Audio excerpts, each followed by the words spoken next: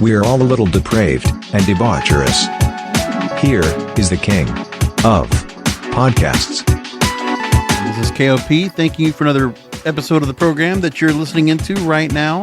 And I got to tell you this, as before we get started on here, I decided to go ahead and change the logo of the program. It needed a modernized look. So I took some time, a little more care, and yeah, it was just time to go and change it up. See if it makes any difference to listeners out there. And for those that want to find the show, maybe you'll catch it right now with the Battle of the Sexes type deal, much more cleaner look to it. So you let me know if you like the logo or not. And if you do, make sure you comment, rate, review. You know what? Tell me in the YouTube comments. Okay. When you see this on YouTube, which if you want to find the show, ddradio.live is where you can find all the episodes in audio and video. And remember, for audio podcast, you could rate and review and listen to the show and subscribe to it on Spotify and Apple Podcasts. And of course, Amazon and Google. You can find it there too. So make sure to do that. There's a lot to cover tonight. We're going to first off talk about, well, we had a few things to bring up that I want to go and talk about, which is going to be date stacking relationships. That's just decoding some of these things that are going on. But the one story I would definitely want to talk about, which I'm going to hold off for just a minute or two, is the definition of beauty. And what young people are looking at right now, teens and 20-somethings, what do they feel like when they look at when they're in the mall, when they look at online, when they look at the fashion, the makeup, how they're supposed to look, how much it changes. Because it is so diverse and so widespread. The spectrum is incredible. But it doesn't change the fact that there's a lot of young, beautiful women out there that you really can't do too much to yourself that doesn't take away from your beauty. And I always like to make that point to the listeners out there, especially for you females that listen to this program. When you are young, you have a set of beauty that you must realize that you bestow, regardless if you think you do or not. And that your insecurities that are played upon you. When you're a young, beautiful girl, you're constantly put into, I'm going to talk about the definition of beauty first. What can I say? When you get into that, I notice the same thing. There's so many young, beautiful girls out there that the insecurities that are put upon them from family, from friends, from peer pressure in high school to everything else. When there are those girls that are the acceptable form of beauty that look like every kind of beauty that you see out there in magazines and covers and magazines. I don't know how antiquated, right? But when you see them online, you see them in videos, the beauty influencers, the models, all of that, and all the people that you see on television and streaming and movies. And you say to yourself, okay, what does that encompass? And then there's the other part where music influences and all the other influences that you have. Plus, the other thing that's very much popular is, it's very normal for enough teenagers now to have enough ink on them as well. I mean, it's become so commonplace that how many teenagers do you know that have not already gone to the tattoo parlor? They've done ink. It's getting started earlier and earlier. It doesn't make a difference. But that's also included into the way beauty is personified. And what I've noticed of one thing is this. When the companies try to market to certain audiences, there are certain influencers that we'll find. When I look at some of the stores, I look in there like PacSun or Confined or, Aldo or all these different stores that I see in the mall, which you can find in other stores, outdoor shopping, all this stuff, right? These kind of shopping stores are still out there, specifically for women, specifically for the luxury line, kind of like, trending, right? It's a lot of that's changed. I look at the Victoria's Secret billboards, or not the billboards, but the displays they have when I pass that store at the mall every day. And in the last year, I've seen a lot of change. At first, there was a marketing campaign. Well, you're of every different body, old, new, old, young, different shapes, different colors, different everything. That's fine. But it didn't work because I noticed that, okay, Victoria's Secret didn't want to go ahead and play into what the men were necessarily looking at. We were looking at women that were fantasy girls, the angels, remember? The ones we would see the Victoria's Secret fashion show. The reason why Victoria's Secret catalogs were requested more by men than they were women. Did you know that? It's true. A lot of teenagers did that. I'm one of them. I'm not afraid to say that. But now I look at the displays they now have at Victoria's Secret. It's much different now. Now what I look at, and I look at the windows, it's young, beautiful girls. They're not the angels. They're not the ones that you saw like you saw back in the days, right? No Claudia Schiffers out there, no Tyra Banks, right? The impossible to reach beauty. Because, yeah, supermodels modeling the clothes that are going to be buying them, there's a difference between the everyday woman that goes in there and buys, right? That's why they now have Pink, the line of clothing that is much more conducive to women out there, Meanwhile, while women will still go ahead and get more comfortable, like, right now you see a lot of girls that are out there, they're all looking like they're coming out of the gym. Very comfort wear. It's gotten very casual. But that doesn't mean that women don't go out there and, worry about their beauty, worry about their makeup, worry about how they look and present themselves when they go outside. It's such an important thing. I'm just an admirer. Okay. I'm an admirer of beauty. And the women have beauty in various different ages, various different colors. I love to go and refer to women that are exotic looking.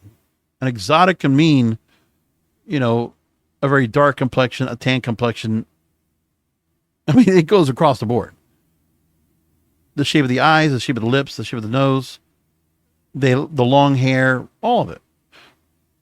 And I noticed that there are still some things where beauty is somewhat conventional.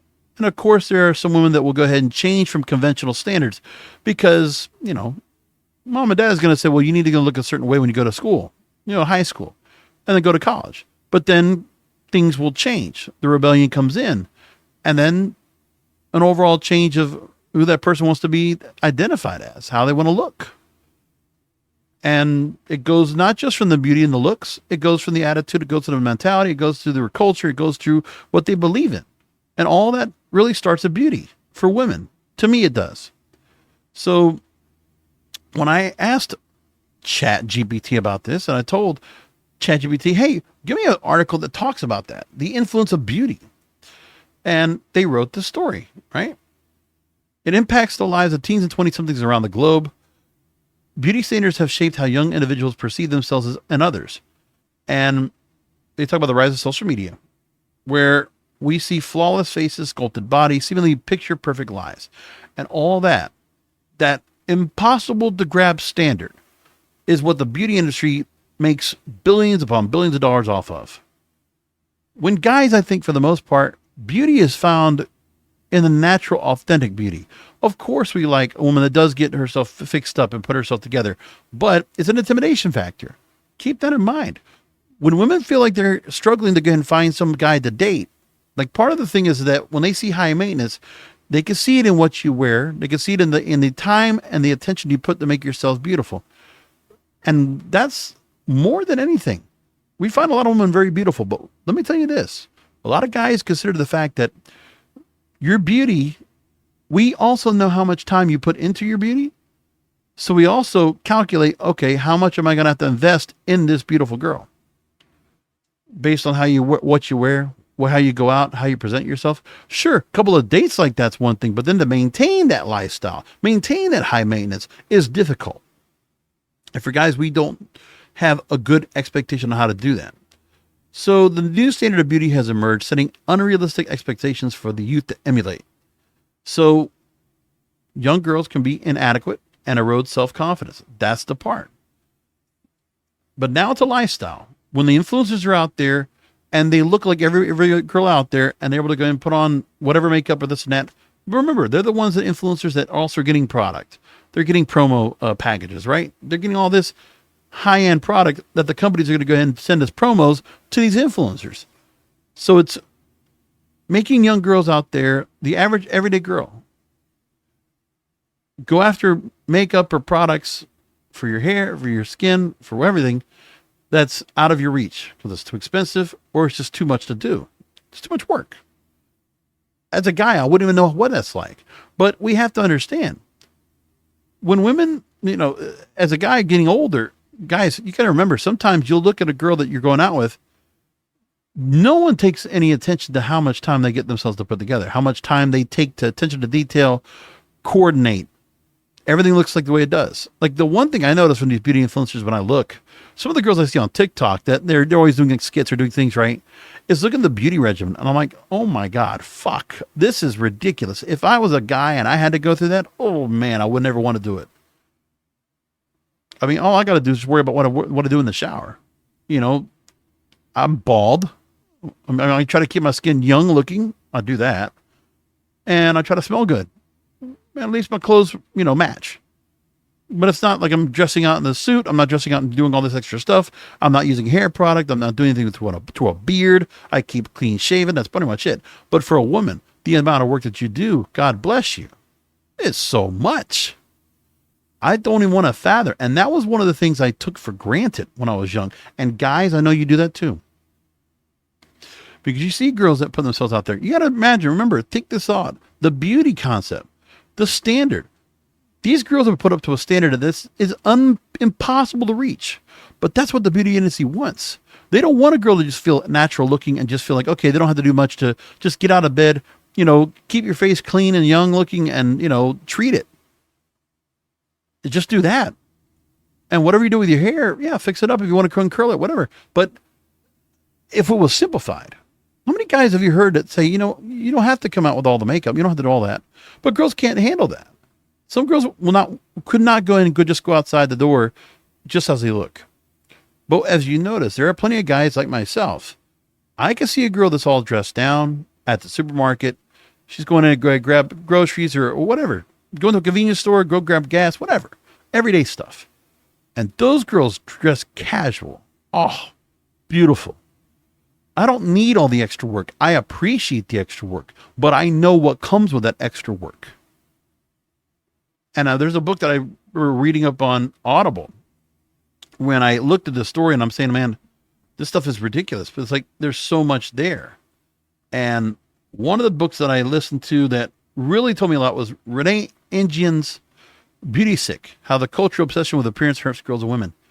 There's a lot of things she made positive about the amount of money, the amount of time. And her point was making the point about how all this time to focus on a woman's beauty, especially when you're young, it's the focus that takes away from other things that a woman could be doing, which does make sense.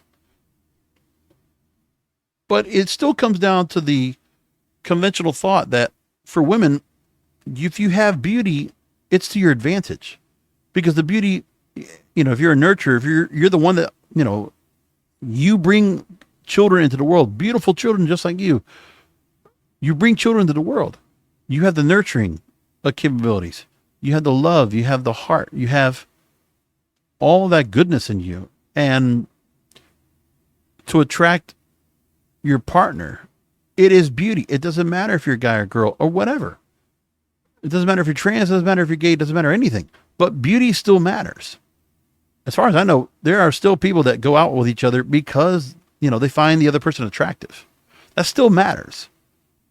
Now, of course, you could say, oh, well, they're, I like their personality. But yeah, but that's part of that. But it's still beauty that matters. And so for young women, no matter what you believe in, whatever your persuasion, whatever your feelings are of anything, you can do whatever you want to yourself. But there's something about your beauty that is to behold, and that has to be considered. And that's one of those things that I think is very important to bring up, what is considered beautiful to the mainstream public, which, by the way, why am I going to listen to them? The mainstream magazines, the mainstream fashion designers, which most of the clothes that are out there, if I go down Worth Avenue in Palm Beach, no girl can really fit in, because you got to be like, Beanpole. You got to be Kate Moss. That's an old reference. Sorry. What's a better reference? Someone who's really, really skinny, because that's what it is. Like if you see any girl that goes down a runway, a catwalk, they got to be like, certain clothes are going to fit on them. And then for those women that are beautiful, that want to stay skinny and try to keep their figures, what are the risks they're taking about, the diet that they have, that they can't just really just live a normal everyday life? Because if women would just want to eat just like guys want to eat, guess what? We get a little bit of a gut, we get a little bit of a belly, and you know what? A lot of girls will just feel the insecurities about like, well, you know what? I mean, the feeling of going to the mall. Listen, we're always consumed with food out there, fast food and all that stuff. And there are just some people, I don't know how they have the metabolism to keep the bodies that they have. But look, if I had to go and imagine, there's a lot of people that go in there to the mall, young, They're going to Auntie for the pretzels, right? Pretzel bites or the whatever. They're going to the ice cream counter. They're going to the cookie counter. They're going to Starbucks.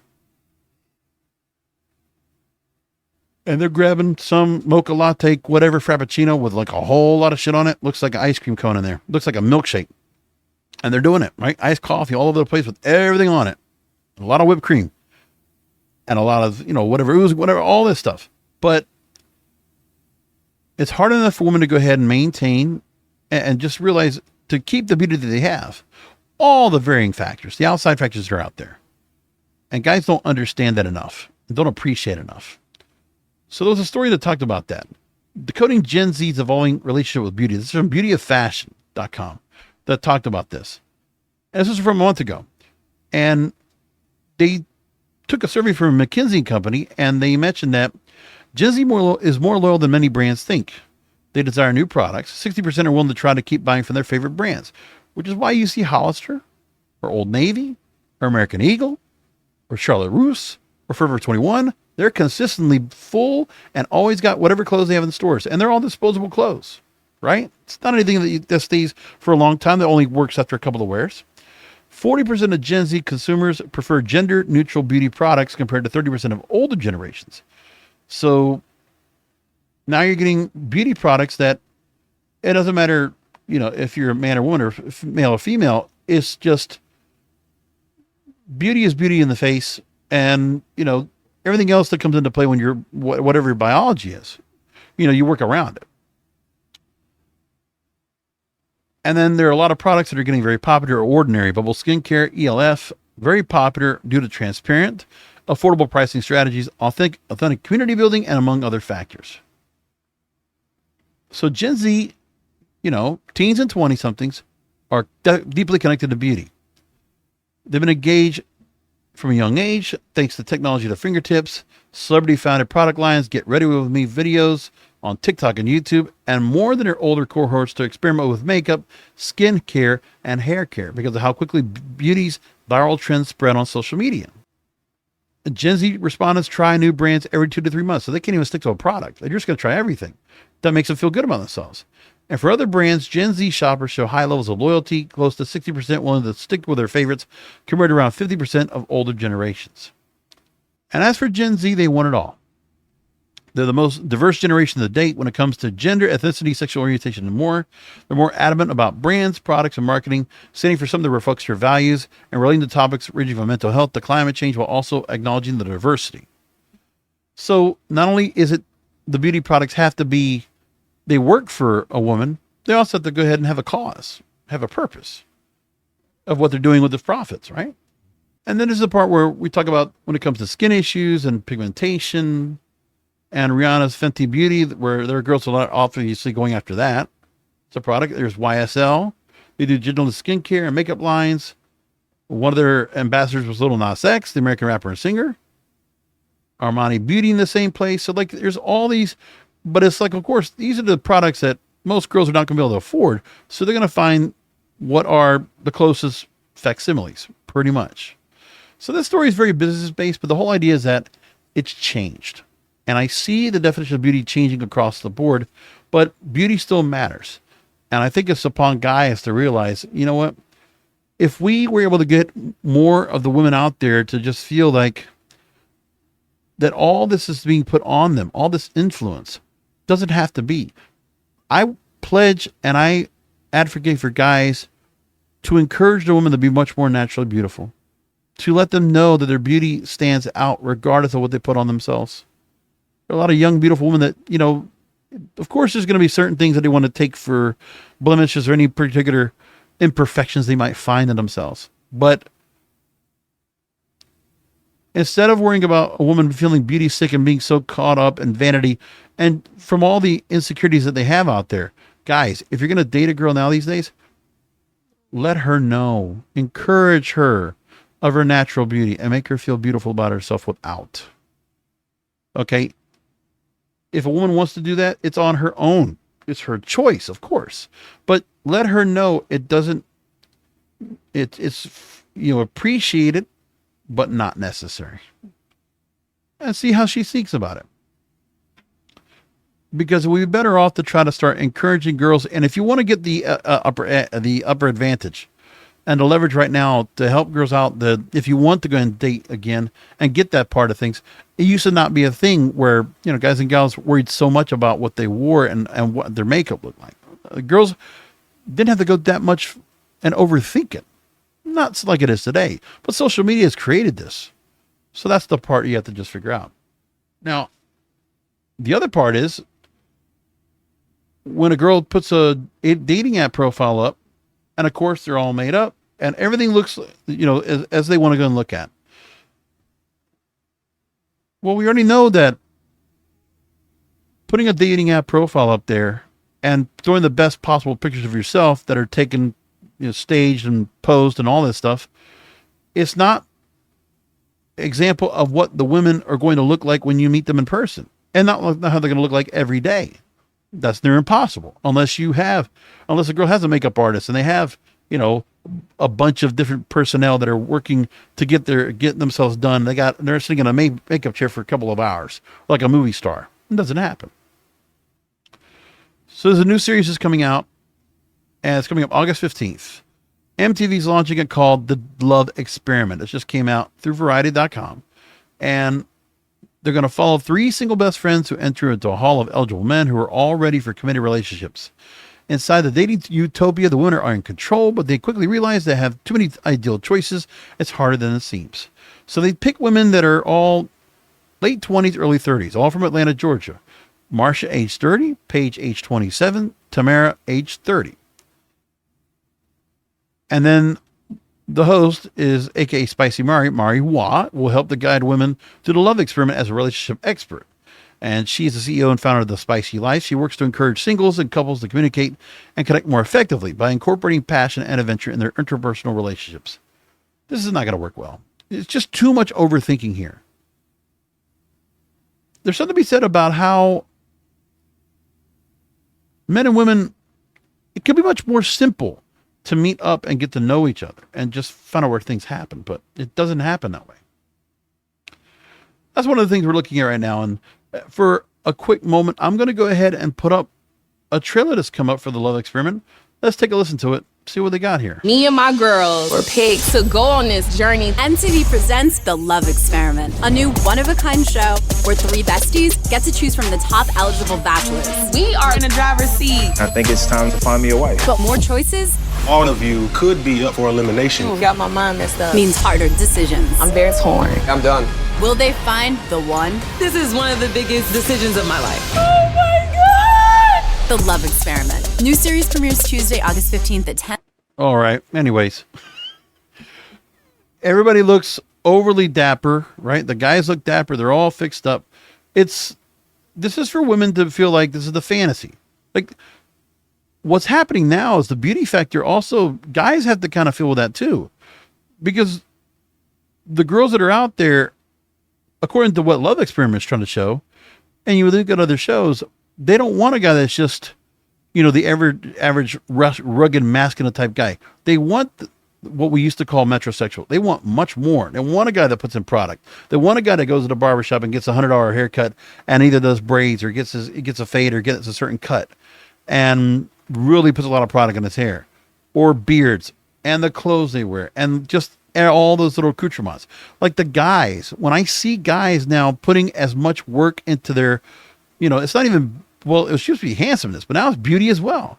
When guys are doing the same fucking thing, this is the part that's going wrong. We're going in a direction we shouldn't go. It's getting out of proportion. The perception of beauty, it's simple.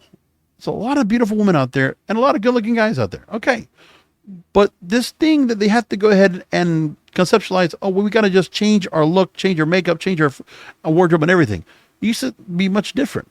It's not even the fact that the guys have to be they have to be a certain shape, but also have to have a certain look and also have to show luxury, have to show richness. Because remember, the women that were being out there, okay, they can do whatever they want and they can put themselves together and their beauty will help them attract and draw the men they want.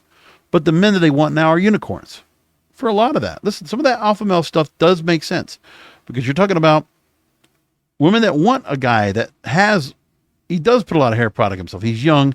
He, fixes himself up a certain way. The clothes, everything matches, it coordinates. As much hair product and as much work to their looks. Who knows if they're wearing makeup as well? I don't know. But there's a lot where the girls want a guy that's all manicured and put together and pretty much takes as much work into putting himself together as a woman does. Men didn't have to do that, and women don't need to do so much of that. It should be cut back a bit, a little more natural. Remember how many times, if you guys get together and hook up, if you're going to go ahead and, do the business when you get up, you get morning wood. You're not seeing that girl all fixed up with all the makeup and all. You're seeing her naturally, without the eyelashes, without the hair a certain way. Sometimes it doesn't matter. And once you get married, it also changes too, right? It's just a fantasy to see the part. So I'd rather go and see the more natural, authentic, organic woman out there. That's what I want to see more of. Just saying. A couple more things before we wrap things up. So let's talk about delusionships. So this is from glam.com. They talk about, they are the infatuation that you have for someone that you don't have an established relationship with. Someone you see on the train every morning, someone you have matched with on a dating app but haven't met up with yet. You might be one of those love interests that takes up an embarrassing amount of your mental real estate. They never made a move to make things official, or in some cases, they not even know you exist. Part of this is right now is delusionships when people are not pulling the trigger to meet anybody. The problem is that there is now a definite apprehension, a nervousness, a reluctance to pull the trigger to see if anybody likes you or to see if you like them, and take the risk, nothing to lose, see if you can make a relationship with them. And if they make it friends, okay, guys, get out. But to invest the time and invest that infatuation in your head to try to get into this, delusionships, this is something that's very common. And it's talked about in viral TikTok videos. The delusionship hashtag has 18 million views on the platform and counting. So you got to watch out that. There are downsides to do it, but there's something that's out there that people need to be paying attention to. Now, the other thing we have is date stacking. So it's the same idea as speed dating with the organizers and buzzers, right? They take the phenomenon. They refer to a Sex and the City episode in the story from Glamour magazine in the UK about, it was this episode called Fuck Buddy, where sweet Charlotte attempts to break her patterns by putting all her eggs in one basket by booking in back-to-back dates in one night. And it doesn't end well when date one runs into her kissing date two outside of her apartment. Yeah. Dates on the same day within hours of each other. No. And that's being done because of the fact that, well, if you're setting it up, why not just go ahead and stack them up and see what happens? You're already set up, you're already fixed up to go, and you go to both. And then, you make it a point where, that's really fun. I mean, what about the fact that who's the person that goes out date stacking and then is the first one to be meeting up with this girl or this guy? And then the second one, it's pretty shitty to go into that to them, right? The exclusivity of having somebody out for one night, and what happens? Don't do that. Better off, take the date, set up a plan B. Have something else you're going to do. Let me tell you, I can't tell you how many times as a young kid in my 20s and 30s, how I always had a plan B when a date did not go through. So I don't worry about stacking up dates. All I know is if I had a date, I can't tell how many times I got canceled on. A lot of times. Give it 15 minutes. Okay, done. I'm still dressed up. I'm going out. I got my plan B. I don't have a good plan B. And usually plan Bs work out really well. But don't let this either go on. These are trends that should not happen at all. We should not care about this at all. That's it. That's all there is to it. And by the way, one of the story I got to bring up, there were people who were also talking about that Margot Robbie. There's been an online campaign saying that some of the men on the internet referred to her as mid. No, never. Let me just say this. Because Margot Robbie's going to be in the Barbie movie coming up this weekend, that's the reason I'm going. Okay? That's all there is to it. Since Wolf of Wall Street can always never get enough of Margot Robbie. I watched Amsterdam thanks to her. I watched a bunch of movies thanks to her. but that's just neither here nor there. That's the show for tonight. Thank you for listening in and finding it as you always do. I appreciate all of you taking 30 minutes out of your time. Please let me know if you like the new logo, and let me know if you like the show, if you like what we're talking about. Email me if you want, kingofpodcasts@yahoo.com, or go to the YouTube page, find the episode, and leave comments. And please make sure to share, like, and subscribe. I'm trying to get to 500 followers on YouTube so I can go ahead and monetize it and make it even easier to put out more shows on a regular basis. So think about that. And when it comes to beauty, remember this point I made earlier in the show. Remember this. If you're going to go out and you are saying to yourself, oh, well, you know that you're going to get together with a girl that she's not going to have all that makeup on, the eyelashes. She's not going to have the foundation, the lip liner, the mascara. None of that's on her, right? That's all off by the time you see her and you get together, right? Just saying. That's not going to be there, right? But the thing is that what you are going to see, wrong music. But if you are going to see her in bed and you're saying to yourself, okay, well, I want to go ahead and I feel frisky. And so what if she doesn't have the makeup on? Right? Doesn't matter at all. You still feel like doing the nasty. Just shows you're a little depraved and debaucherous.